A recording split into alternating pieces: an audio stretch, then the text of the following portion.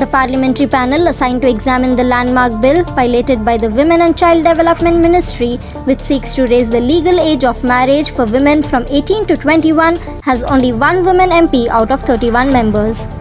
The Prohibition of Child Marriage Bill, which will have wider influence over society, especially females, was introduced in Lok Sabha during the winter session and referred to the Parliamentary Standing Committee on Education, Women, Children, Youth and Sports.